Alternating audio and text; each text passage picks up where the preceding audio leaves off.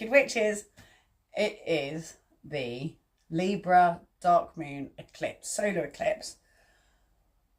And I'm exhausted. I don't know about you. It's very tiring. This has been a tiring time with the eclipses. We just had a lovely ceremony exploring social justice and our relationship to the Aries Libra axis that we're just coming out of, heading into this Virgo Pisces axis.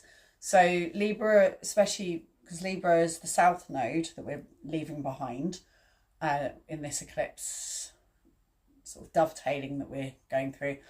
So the last one was Pisces. Pisces full moon, really dreamy. So you've probably been having crazy dreams for the last 2 weeks.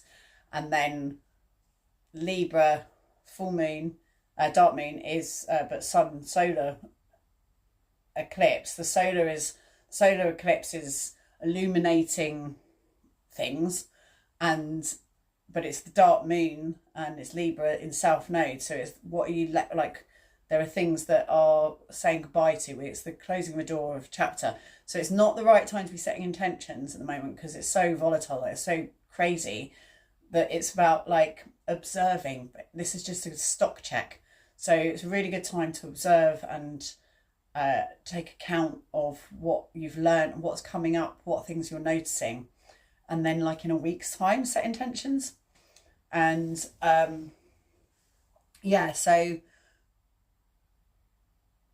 we're the axes are changing from Aries, which is the north node, and Libra, which was the south node. So it was like how coming into your power, coming into your individuality and your fiery power of the Aries, but like the social justice stuff that we want to leave behind. It's interesting that this season of Aries and Libra has been since the war started in Palestine. So that has happened during that time. How's that made you feel? You know, it might not just be that in your life. There might be other things, but that's been what's been happening collectively, and looking at the fairness of the scales of how that's being treated and reported on compared to like the Ukraine, observing these things, but also how that's made you feel as an individual about your power to do something. So with it being in Aries in the north, that's an invitation for you to go out and do something about whatever it is you care about, whatever it is you believe in or feel about anything. That's your drive to do something, to create change and act change. And then we're now moving into this Virgo Pisces energy, which is Pisces is the infinite life force. It's the sea of energy that we'll go back to when we die. And then the Virgo is the little spark that was there when the sperm penetrated the egg and sparked and created you. That is the you, the aspect that's you, the essence of you, that's in the lantern of the Hermit, which is the Virgo card. So what is it that is your spark, your divine spark? So that's what we're exploring next in this next phase. So yeah, it's not about doing anything, or it's very passive this moment in time with the eclipses. It's observing what's been coming up, what have the themes been, what lessons are you like, oh, am I having to repeat this again, or look at this again, or people that have popped up in your life again that you weren't expecting to see, or just anything that's been like crazy dreams. Could just be being tired, just be really hydrated, drink loads of liquid. I've felt like I've had a hangover all day today. It's been crazy. It's been a crazy day today. I did a 3-hour government meeting today. This is my government outfit because I didn't have time to get changed. So this is what I was wearing at Chief Police Assembly today. And it was a 3-hour meeting, and yeah. It was good though. But yeah, I just kept thinking about social justice and what was happening and my role in it and what I was doing and where I was being critical of what I was doing, and then what I was pleased with or not pleased with, all these things. Just observe it all. It's time for accounting, inner world accounting. There is a practice that you can do where you go through each of the elements and reflect on them. And so like north would be physical, money, body, health, your home, like how that's going, things that, and giving things an amount. So like an amount for how, like out of 1 to 5, 5 being highly agree or 1 being like disagree, how much does this help towards your higher purpose, whatever it is this helping towards your higher purpose? Is this earning you money? If so, how much? Does it make you happy? Does it fill you with joy? Do you think it makes it, is it cool? Is it something that like stokes your ego? Is it something that is for social benefit, that feels like it's, you know, fighting the good fight? So you can like choose what the columns are. You can have other ones and that, just whatever you want to put on there, and then give it amounts, and then have a total, and then you can literally do the accounting. So you can do earth is physical, like your physical world, your money and your body and things like that. And then air is your intellectual development, your ideas, anything that you're studying or learning about, communication with people. Then fire is your passion, so it could be your sexuality, your love, your relationships, but also like the things that make you want to eat them, the things you want to consume, the things you want to, that just like, yeah, what is it you're passionate about? What are your passions? And then water is your inner world, your spirituality, your imagination, how that's developing, what's happening in that, like what nourishes you, what makes you feel, light and, yeah, at ease, and all of those things. So you can do the accounting and then just observe it. Just all of it's about observing. And then in a week's time, when we start to head out of this energy, you could begin to set some intentions then. So just going to pull some stones for little nudges for this energy and for this next 2 weeks. So we have here a message, spiritual message. I mean, that's literally what I was just saying. Everything's a spiritual message at the moment. So this is messages from the inner world. Shining a torch in the darkness physically, so that is the hermit, this little shining the torch with your spark. So yeah, shining light into the darkness, the awkward places. And then communication, this is mankind, humanity, how we're communicating with people, the things that people say. And then it's being fearlessly free and brave in our passion. So being really honest about what really makes you feel passionate, what makes you feel wild and free, what makes you feel completely uninhibited, and then Lagu for spiritual. So what makes you feel completely spiritual? And so yeah. Okay, so in the physical, it's like, where do you feel like you're forging a path and being like Indiana Jones, like just being an adventurer into the world, physically being an adventurer in the world?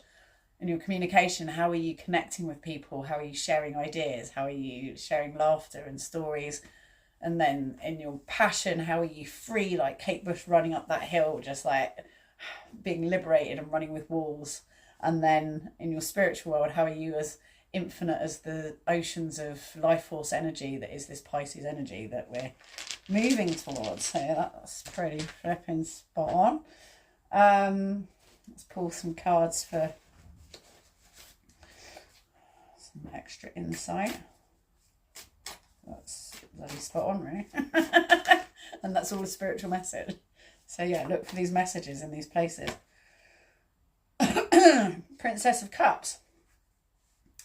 So this is very Cancerian, actually. We were just talking about Cancer a lot. Because we were talking about, but it's got the fish and it's very fishy and Piscean as well. So this is, yeah, we're working with this watery inner world, the Princess of Cups. And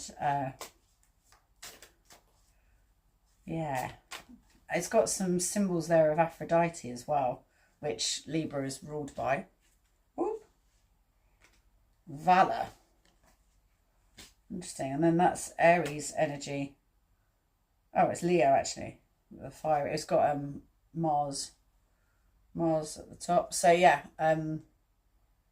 7 of Wands. So that's like your passion, what is it that makes you feel What makes you feel like valor is very like actualized. What is it that makes you feel like the spark? Like if the spark was fully there and present, what is it that makes you feel full of, and especially I feel like valor's got a lot to do with like being righteous, you know, in a world where there's so much injustice. What makes you feel like a knight that's just like, yes, this is what I believe in? Oh, and then that gives you the universe. So the universe is us moving towards enlightenment, which we were just talking about. Like, how do we move towards enlightenment? So what those three cards mean to me is that letting the inner world, because this is so dreamy, like the inner world, your passions, your ambition, your talents, sorry. So your passions and your talents and your dreams and your imagination and all this inner world stuff, and then how you actualize that in the world with this valor, like how to be the knight, and you know, but there's knights who are full of ego, and then there are knights that are full of heart and passion and care. Being that, how do you be a knight that's coming from a good place, coming from an inner world place to fight the good fight in the world? It's not like just to look good, it's because they care, that it's important. And then moving towards the universe, this place of enlightenment where we're all, if we find equilibrium and we find balance, where our heart is as light as a feather with this Libran energy, then pop, the game's over, and we just go pop, okay, that's done, back to the universe, and we'll start again with whatever it is that happens after. So I'm going to pull a little wink from the goddess.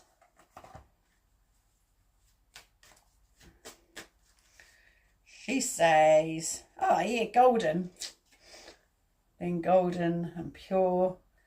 And this again, it's sort of valor as well. It's this like being your pure golden self, just being beautifully you, holding that space and shining. And then a kiss from the goddess. Healing. So this is a time of healing, and about hydration as well. We need to stay hydrated. I felt like I've had a hangover today, and I'm not the only person who said that. So see this as an act of healing. Don't I was saying, don't let this be a soap opera, let it be a scientific experiment. So be subjective, not objective, about what's going on. Just observe. Like, this is all a spiritual message, as that first rune said. It's for you to learn from. So just harvest it, observe it, and see what comes through. But don't get caught up in it all.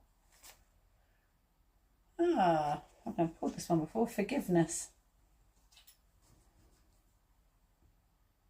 Scuddy. She's cool. She's cool. I like her. So I shall read out what she has to say. Scuddy.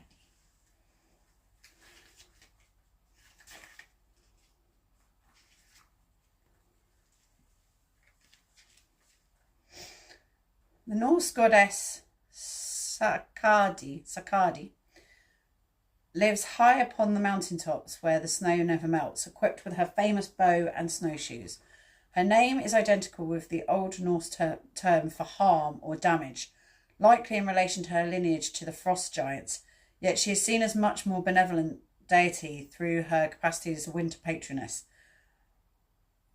Skadi was once married to Njord, a god of wealth and the sea, but it would not last very long. Njord was not accustomed to the freezing conditions of the mountains, while Skadi was not a fan of how bright and noisy the ocean could be, so the two agreed to part ways. Skahadi soars down from the mountaintop to advise you in the ways of forgiveness. Your feelings are valid, as the pain of trauma or deception can cut deep. However, in the end, you may find yourself so caught up in the anguish that you no longer allow yourself to accept love in any form. This may even require a search for forgiveness within yourself for actions you've taken and now regret. Eventually, ache takes on a life of its own, And you have the power in this moment to change that. Forgiveness does not mean you're accepting or condemning anything, but rather acknowledging its existence and giving it or yourself permission to move on. And that is very, very true. Forgiveness is a very powerful thing. And it's remembering we're all one. Like, we're all one, and this is just a game, and we're playing it and experiencing it, and people are sent as characters to teach you things. And it doesn't mean that you've got to let people do whatever they want and then you forgive them. It might be that they're here to teach you boundaries, or it might be here that they're to teach you to not people please. So whatever it is, like, thank them in yourself and forgive them and move on. Like, just let it go, because there's a lesson in everything. Doesn't mean that it's okay for anyone to do whatever they want to you, but you are, the control you have is what you make it mean and what you learn from it. So it might take a while, but there is lessons to be found in everything. So what can you learn, and what can you forgive and forget and move on from? Because if it's not happening now, then it's not happening now anymore. And so don't let it keep happening. Let things go. Thank you. Sleep well, get rest, and I shall see you in a couple of weeks. All right. Lots of love.